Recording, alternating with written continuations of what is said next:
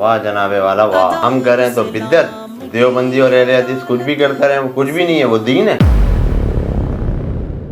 ہمارے پیارے نبی کے دور میں کارپیٹ تھا، لاؤڈ اسپیکر پر اذان دی جاتی تھی۔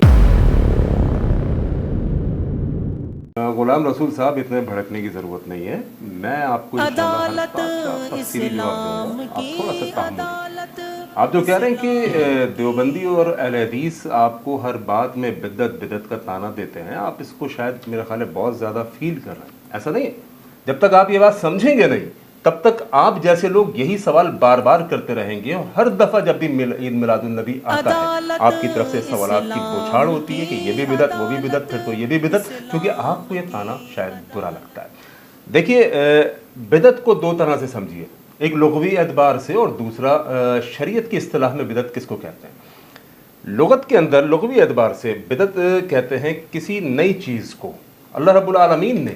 قرآن مجید کے اندر فرمایا بدیع السماوات والارض، وہ اللہ کے جس نے بغیر کسی سابقہ مثال کے زمین اور آسمان کو بنایا۔ اسی طرح اللہ رب العالمین نے قرآن مجید میں ایک جگہ بیان فرمایا قل ما کنت بدعا من الرسل، اے نبی آپ ان کو کہہ دیجئے میں کوئی نیا نبی نہیں ہوں، میں کوئی نیا رسول نہیں ہوں، مجھے دیکھ کے حیران کیوں ہوتے ہو۔ تو ڈکشنری کے اعتبار سے اگر آپ کی یہ بات ہے تو بالکل درست ہے کہ یہ کارپیٹ بھی اللہ کے نبی کے دور میں نہیں تھا، یہ پنکھا بھی اللہ کے نبی کے دور میں نہیں تھا، اسی طرح لاؤڈ اسپیکر پر جو اذان ہے وہ بھی اللہ کے نبی کے دور میں نہیں تھی۔ وہ چیز جو اصطلاح شریعت کے اندر بدعت کس چیز کو کہتے ہیں کہ جس کے کرنے پر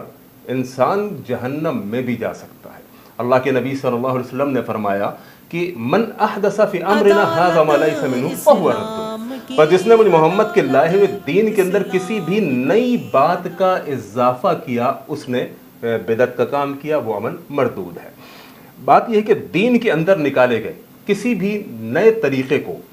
بدعت کی جو ڈیفینیشن میں آپ کو سمجھانا چاہ رہا ہوں، اگر آپ اس کو سمجھ لیں گے تو انشاءاللہ میں سمجھتا ہوں آپ کی اصلاح ہو جائے گی، اور آپ اس بات پر سوچنے پر مجبور ہوں گے کہ آج تک میں جہاں پر کھڑا ہوا تھا کیا وہ گمراہی تھی۔ دیکھیے،